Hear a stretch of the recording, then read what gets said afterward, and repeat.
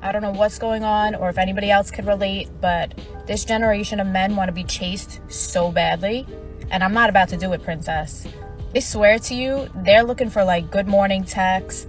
They want flowers sent to their job. They want date nights planned.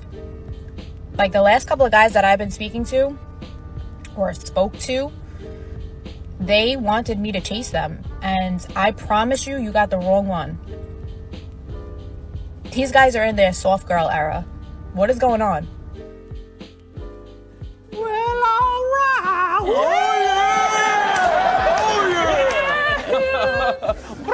Well, that's because those certified soft gents know their value, woman. They know their worth, and they're not about to compromise their standards. They are mighty kings reclaiming what's rightfully theirs, and that's the dignity of knowing that they're unafraid to put a chemically processed broad in her place when she thinks sending 2-word text messages somehow magically diminishes her value. And these men don't want to be chased either. To be honest, the only time men actually feel like chasing if it's in the middle of a session of ultimate freeze tag over at Skeeter's house. And trust me, sister, you wouldn't be able to dodge the incoming fire of Nerf darts and foam frisbees if your life depended on it. So feel free to just avoid us, lady. Hell, we'll do you one better. We'll avoid you and try hard not to snicker at you when your back is turned, but who are we kidding? You and I both know that's impossible.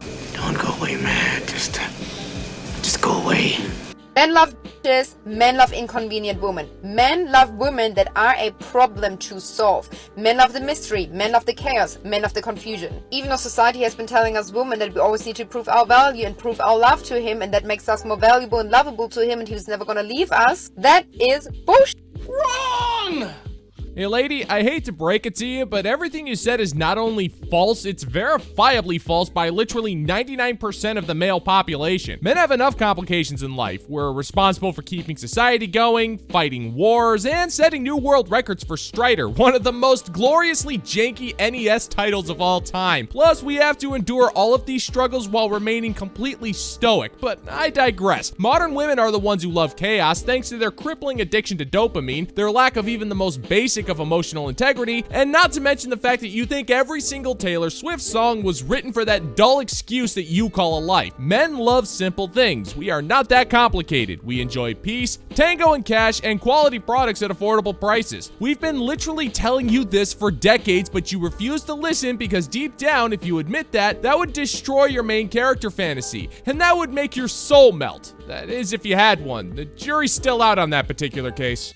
Because how come men always cheat with the girl next door who's been doing none of that shit for him? It's because men don't fall in love through things we do for them. Women who are a man's piece are kind and convenient, and that translates in the male's brain to boring. They will look for other options. That's the reason why they check out other girls when they walk into the restaurant. That's the reason why they look a little bit too long on someone else's Instagram page. They want to chase, they want to pursue, they love a mental challenge, something that is unattainable. You're not just wrong, you're stupid. Now wait just a minute. And you're ugly, just like your mum. Oh, woman, be serious for a second. If Captain Chadius Morgan, professional pirate and cowboy CEO, thought you were his piece, then he wouldn't have gotten bored with you. Your foul mouth dictates that you are not kind, and you were only convenient since you were offering the captain to claim your booty whenever he felt like storming your deck. But that gets boring quickly for a captain like that. This is a man who sails the high plains with his trusty sword and a big iron on his hip, and you're not even worth locking up in the brig, let alone sailing with him. So he started looking at other options when he found some other wild horses worth breaking in who will help him usher in a peaceful night of drinking rum on the open range. And the captain never took you seriously because, well, how do I put this in a kind and delicate way? You are an unpleasant 35-year-old Baltic squid. Granted, you may be able to suck the bolts off a submarine's hull, but I hate to break it to you, sister, that's not gonna be enough to keep a man. You are not unattainable. You are not a challenge if you're always the good and the nice girl giving yourself up to make him feel comfortable. When a man gets comfortable in a relationship, commitment, or marriage, he gets bored. When a man gets comfortable and the relationship is convenient to him, the spark is dead. So, be smart, play dumb, and every now and then, make his life a little inconvenient. Be the challenge. Be the mystery woman, the femme fatale that he hasn't quite cracked the code yet for. Don't be the convenient woman that he can walk all over and at the same time is looking for other options. Men are natural problem solvers, so they become very interested if you are a problem to solve. And that's an interesting thing about mathematics is when you're 50% right, you're 100% wrong. Never let it be said that Locke the Bounty Hunter was never charitable, because I'm about to give this broad 1/4 of a half of a tenth of an eighth of a third of a piece of credit on this one. Men are indeed natural problem solvers. We see something that's broken and we do have a natural desire to want to make the thing work. But the same doesn't exactly go for a bang buddy. If a man decides to engage in casual bedroom fun with you, the second you complicate things and he wants nothing to do with you. And you being a femme fatale isn't gonna work for you either, sister. Femme fatales are as seductive as they are irresponsible and typically are accomplices to murder, which is just too much of a headache for your typical self-respecting man. And even if men did want femme fatales, you wouldn't be able to pull it off. You lack the rudimentary qualities of being even a low-budget one. You aren't gorgeous, cunning, and you don't possess a minimum amount of class or subtlety. And if I was forced to choose between you and Lauren Bacall, the choice is pretty obvious. You know how to whistle, don't you, Steve? You just put your lips together and blow.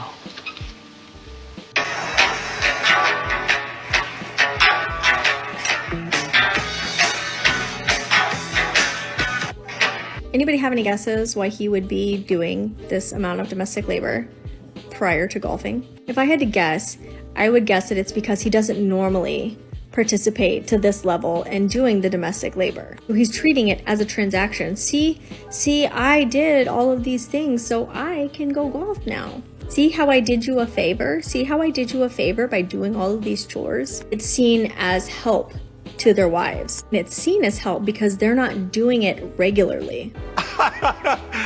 Oh, wait, you're serious? Bitterly untalented broads like middle-aged Mabel here see this man and immediately assume he's a sitcom dad. You know the type of oafish, lazy idiot who does nothing right but still magically is in charge of the household. Even though this man's making an obvious joke, middle-aged Mabel assumes that he does nothing all day and forces his wife to take care of the house, except for the one day out of the month he goes golfing. But let's go ahead and assume that he's being serious. If he's cleaning the house, that would mean his wife wouldn't have to. Therefore, if he's going out to play golf, she would have the day to herself to do as she pleases as well, so nobody would have to be stuck in the house all day. So it seems like he's being incredibly nice and considerate here. But let's go ahead and take this one step further and say that he is being nefarious and doing this in an attempt to emotionally manipulate his wife. Then why would he even bother cleaning the house to begin with? Why wouldn't he just throw his clubs in the Range Rover and tell his wife to have the house cleaned, the steaks cooked, and the sheets scotch guarded by the time he gets back? It wouldn't make sense for him to clean up the whole house if he was just planning on doing something like that. It's interesting. They're in fact withholding their support. They're withholding support from their wives, from their families. They're weaponizing it. They're weaponizing their support by saying, I will only do these things if I get this in return. If I can go spend 6, 8, 9, 10 hours out golfing with my buddies, but you will only get my support if I get to go and do that. And as women, we're just so happy that they're actually doing something, that they're actually doing the work that we typically take on ourselves, that we're like, yeah, okay. It's a breadcrumb.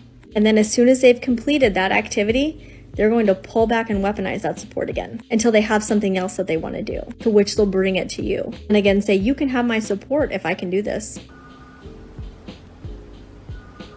I'm sorry, I wasn't listening. Okay, middle-aged Mabel, if you're such an expert, what exactly should this man be doing? He's clearly supporting the household by working 40 to 50 hours a week. He's also clearly supporting his wife by doing household chores, and I'm also willing to bet he supports her by providing sanctuary, security, and stability to her life. You make it seem like this guy must not only adhere to 100% of his duties, but somehow cover 100% of the wife's duties as well, and then, and only then, would he be worthy of you giving him permission to go out to have some fun with his friends for a few hours from one afternoon. So if anybody's leaving breadcrumbs, it's you, Mabel. I'm gonna strongly suggest that you go find a broom and sweep those breadcrumbs up before you find yourself with an infestation of ants. Your cognitive capacity to operate such a complicated piece of equipment is being brought into question, but I'm sure if you apply yourself, Mabel, you'll be able to figure out how to use that thing in the next 8 years. Men often tell me it's women that make domestic labor transactional by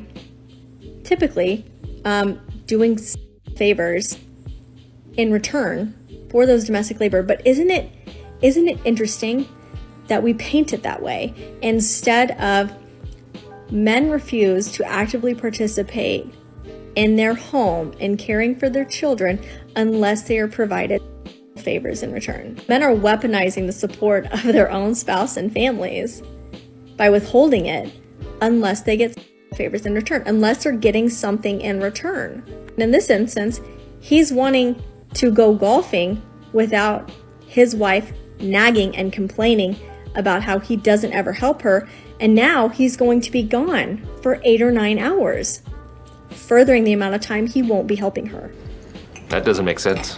No, Mabel, that's not interesting. What I find interesting is how wives find it appropriate to gatekeep bedroom fun whenever they want their man to do something. What I find interesting is how you can openly withhold your basic wifely duty of intimacy, something that is essential to a man's emotional connection with you, to manipulate him into doing dishes, and then blaming him afterwards. What I find interesting is how you can actively withhold bedroom fun as punishment to your husband. And what I find interesting is how you think a husband must go out of his way and bend over backwards just to please you, only for you to turn around and emasculate him just because he's not doing a little bit more. What I find interesting is how you hold a man who just wants a few hours to go golfing in such contempt that you have to accuse him of intentionally mistreating his wife. Middle-aged Mabel, this man has done nothing wrong. Let him go out and play with his balls in peace, because I think we can all agree we've all had quite enough of you and your laughably pathetic attempt to break his.